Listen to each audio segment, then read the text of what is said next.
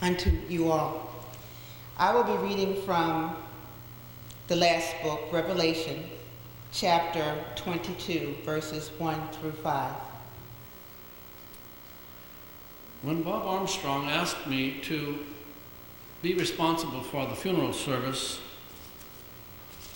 when that day came, for he was fearing already that things were becoming quite serious in his illness, I was glad to accept, but I was really quite apprehensive about what it was that I was going to include in this service this evening. But not to worry. Bob Armstrong was a very good administrator. A talent he had that was a gift to us all, a skill, many skills that he had that helped us with the functioning, with the ongoing life of this congregation. So important were those skills to us. And a privilege and what an honor it was for me for the times that he entrusted his flock to my care for worship. And for this I am eternally grateful. Thank you. You know, I'm the member of the city council from around here, and a neighbor on the block across the street.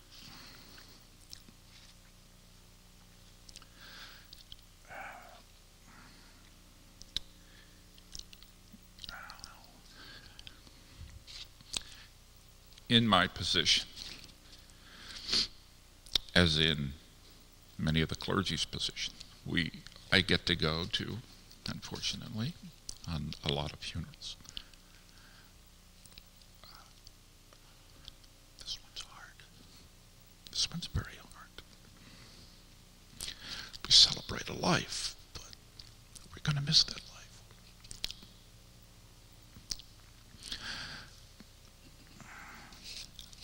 Bob was a supporter of mine. I think you'd probably be surprised if he was political. Yes? No, not so surprised.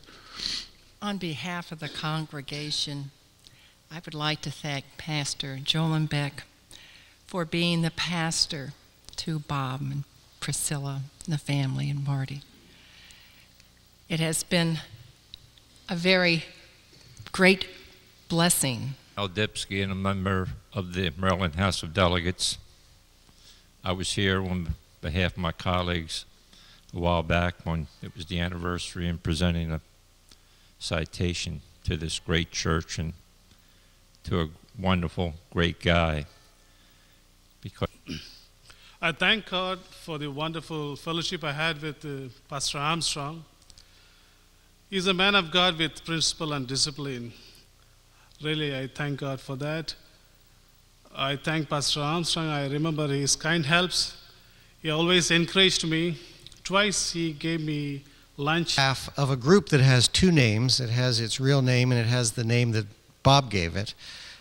Its real name is the Canton Ministerium, and you've heard of the ecumenism that Bob gave part of his ministry to. He called it the think tank, and that referred to another part of what he gave his ministry to, and that is this community. And you